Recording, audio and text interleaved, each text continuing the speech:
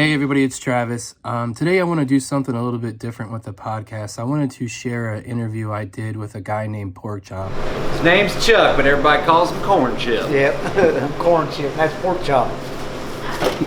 You know, he's currently in jail, and I just thought that it was a really compelling interview, really. I mean, he's let it all out there, the good, the bad, the ugly, his hopes and goals of getting out of jail, you know, what he's going to do, you know, everything. And I just thought it was something that people should hear and learn from. So enjoy. I've lived here in Western North Carolina for about 6 years. I currently reside at the Haywood County Detention Facility, but I should be released, God willing, on July 18th, which is 20 days from now. Awesome. So yeah, let's just kind of get into your history and kind of what you're telling me, So I grew up in a household where partying was acceptable because my parents were very functional, successful partiers. They were country hippies, but both of them were very functional corporate America. My mother was a private school administrator. My father worked for IBM. But they were always able to manage and turn it off and on.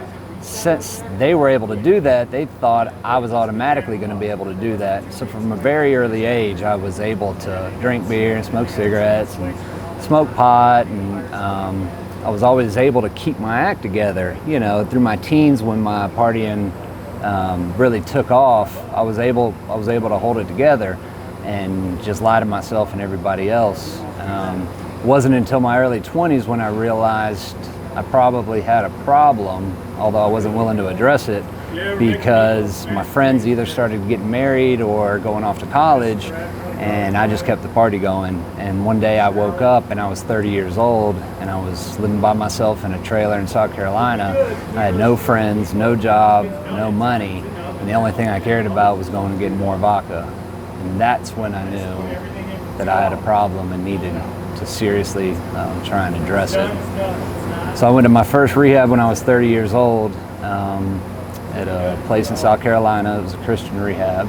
And that's where I really learned who Jesus was and what his love was. So I got saved and accepted him as my Lord and Savior. And these last six and a half years have really been a learning experience for me, because I've experienced a couple of years of sobriety a couple of different times. I've had some of the best years of my life and some of the worst relapses also. Unfortunately for me, relapse has been a large part of my story. I know it's got to be for a reason. I just need to figure out what that reason is so I don't have to continue to relapse. But I've been clean now since February 6th, when the police finally caught up with me. So when I get released, I'll have six and a half months clean. And I'm really trying to, tackle it head on and do the necessary work to where I don't have to go back to the grips of addiction anymore. I've got safe, sober housing lined up with Rick Marvin, which is a blessing. And my main goals consist of, when I get out of here, getting plugged in to a local church and volunteering and just becoming immersed and, giving back. Because I believe it's what I'm supposed to be doing as a Christian, and it'll help keep me sober. Getting my gainful, employment established, which shouldn't be a problem. It never really is for me. And then focusing on the rest of the stuff, the materials. I think in the past I've always focused more on the materials and the financial side of it, which is why I continue to fail and relapse. But that's me thinking I know what's best for me, and we see where that gets me. So yeah, let's get into sort of what you're saying. You like to drink, and you said did you do meth or heroin? I did meth a couple of times. It wasn't what I was looking for. Alcohol and cocaine were my two biggest, but then I started smoking crack in my 20s. So it's really vodka and crack cocaine are the two that have really took me down. I've shot heroin a lot, but I'm more of a binge user, but towards the end I just kept overdosing and dying. I overdosed 4 times in 3 weeks, and I realized I wasn't able to successfully use heroin, so I stuck with the crack and the alcohol. But yeah, vodka by the half gallon. I normally drink about a half gallon a day and smoke as much crack as I can afford. most of the time it's between $100 and $200 a day. Dang, man. So yeah, maybe get into that, you know, like what you said in there, you know, like rich, poor, or whatever, you know, like addiction affects everybody, really. Yeah, so I've experienced and seen and witnessed all sides of addiction, and it doesn't discriminate. It does not care. I've seen, you know, rich, successful business people, you know, lose everything, and I've seen, you know, and hung out with the prostitutes and the homeless people, and they all end up in the same place doing the same thing. It doesn't care. I've got a friend who just got 25 years, you know, for habitual possession of methamphetamines, and she is, I mean, a gorgeous model, and she's lost everything to it. I've come to know that addiction, you know, the only purpose that addiction has is the devil's going to use it to come at you and little by little just take everything that you've ever had. It doesn't want to take it all at once. It wants to make you suffer. And little by little, it'll take everything from you until at the end it finally takes your life. I've lost everything but my life several times over. I've lost wife, kids, trucks, houses. I've lost my freedom. So the only thing I really have left right now is, you know, that I'm still breathing. But that's okay because, you know, God has given me another chance to get it right. So yeah, I mean, do you want to sort of talk about like the program that you're, you know, like, you know, I'm sober, and, you know, kind of like your goal or, you know, the future, you know, like, is it, like, what do you hope to succeed or do? So I was sitting down making a 5-year plan the other day, and I'm really big on planning because I'm overly organized. And I sat there, and as I was doing my 5-year plan, I realized that was going to take too long. So I did a 3-year and then a 1-year plan. So what my plan that I think looks like for me will consist of getting plugged in to a church, getting a sponsor in a home group, and working on myself and making my life, you know, revolve around Christ and the program. I don't know exactly what that'll look like. I don't know if anybody does, because I think it looks different for a lot of people. But I believe that if I put God at the center of everything, then everything else will tend to work itself out. I have learned that anything I put before God or before my sobriety, I will lose. And I kind of don't like to say lose, because I believe we give it away. You know, I make a conscious choice, you know, to choose drugs and alcohol over a career, or over a wife, or over my freedom. So I don't really like to say lose things. You know, I've given them away. I don't like meetings, which probably means that I need to go to as many of them as I can. That's what they tell me. So I guess at this point, what my immediate plan will look like when I get out of here will be latching on to somebody like Rick and just taking any suggestion he gives me, whether I like them or not, which is going to be hard for me because I'm so pride and ego driven. Because I've always been successful financially, it's hard for me to be told to shut up and listen, which is exactly what I think needs to happen, which is why I feel I gravitate towards Rick, because he's not scared to talk to me like that. And I respect him, which is why I will let him talk to me like that and know it's out of love and not just him trying to be a dick. You know, just some, you know, regular dude who I don't know before wants to get my face and fuss and tell me I'm doing this and that wrong. I probably wouldn't react well to that, but I know Rick cares. He's went out on a limb for me, you know, several times, and, you know, metaphorically I've spit in his face, and he came and grabbed me out of the cell the other day and brought me into the library and sat down and talked to me, and I had quit, you know, trying to pray and for what I thought I needed to happen. I want to live here. God, help me with this, or I think that. So I just started praying to open the right doors for me and to close the wrong ones. And a couple of days later, Rick came and got me and sat me down, and after we talked, he said God's put it on his heart to help me. And the things that God has told him to help me with are the exact same things that I want to accomplish and achieve. So it just seems that it's been divine that he's willing to go out on a limb for me again and help me.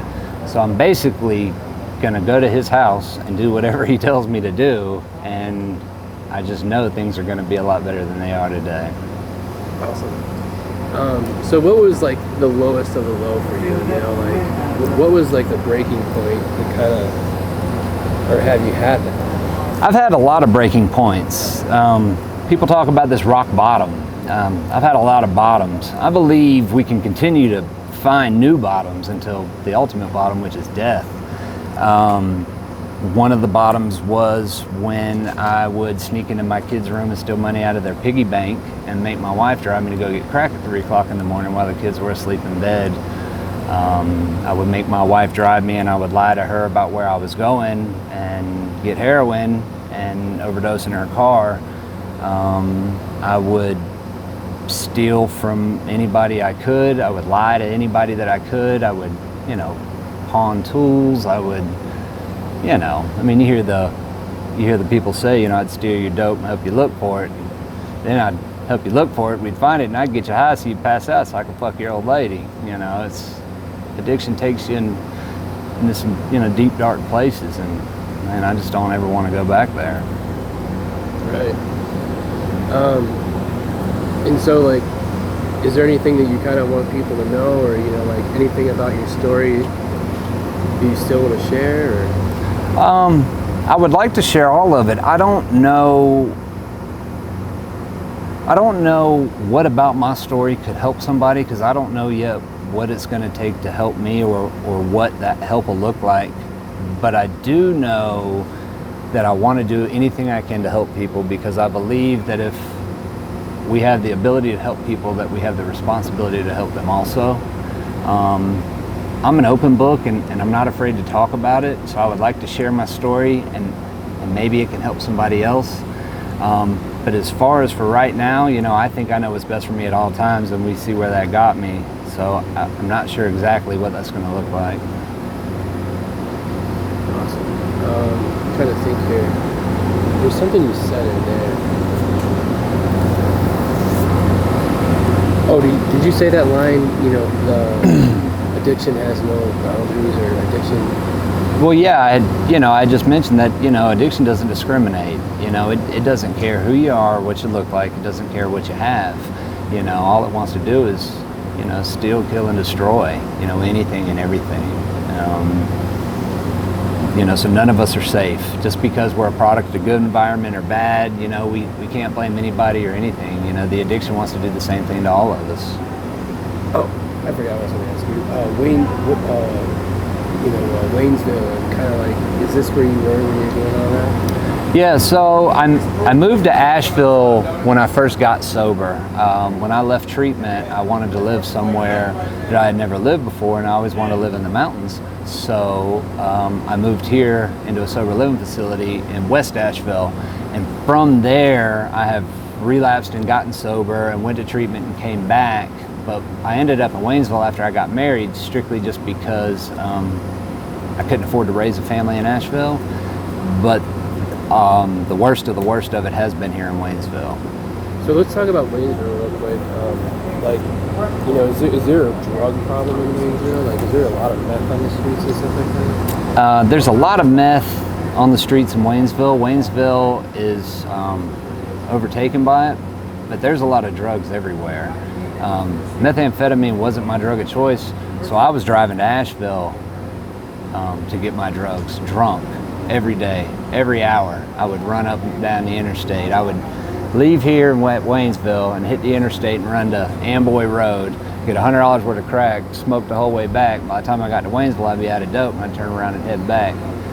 But I have known a lot of people since I've become incarcerated and gotten involved in the program, and the methamphetamines here, it seems like, is just disgustingly everywhere, and it takes people out quicker than anything from what I've seen. And I don't know if you want to say something about, like, America's problem with drugs.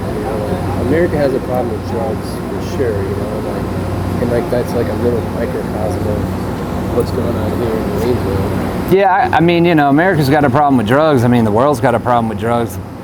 Everybody's got, problems everywhere. What I think is the main problem is, our lack of connection with God. We can't blame Waynesville for, having the most methamphetamine per capita in the Western North Carolina just because of supply and demand. If people, want to get their lives together and get honest with themselves and do the necessary work, there wouldn't be as much need for meth, which means there wouldn't be as much meth here, and the drug dealers would move on to the next city. I mean, that's like saying the spoon got the person fat, or, you know, the bullets in the gun killed somebody. I mean, you know, the problem lies within us, you know, and for us to blame other people, oh, it's the area, you know, oh, it's the geographics, it's the demographics, it's, you know, it's the lack of jobs, it's the, you know, the jobs pay me too much. I mean, you know, we can find all these reasons for, you know, blaming everything else, but, you know, me personally, you know, I'm the problem. And the drugs and the alcohol are just the symptoms and the side effects. I have a lot of internal issues and a lot of emotional issues. I say I'm the most insecure egomaniac you'll ever meet. But I believe that, you know, if I do the necessary work, then I will be able to cope with life on life's terms, and I won't have to continue to run back to drugs and alcohol, because all that's really doing is numbing. It's not solving, you know, and it's definitely not the problem. The problem is me. Awesome. And hold on, so would you say like do you know Rick's past and stuff like that? I know very little about Rick's past. I know as much as he's shared with me. I appreciate that about Rick, because he doesn't brag, he doesn't tell me his stories. A lot of people get wrapped up in telling war stories, and he's never told me a war story. He tells me what I need to hear when I need to hear it. I hear more about Rick from other people trying to glorify his past as a badass, as this, as, you know, he's lost his son. You know, I know what I know about Rick is what he's shared for me, and he only shares personal stuff with me for the purpose of helping either me or other people or the situation. So I've got nothing but respect for that. Awesome, man. My battery's about to run out, so is there anything else you want to... Stay sober. Don't do drugs. Get right. Put the Lord first.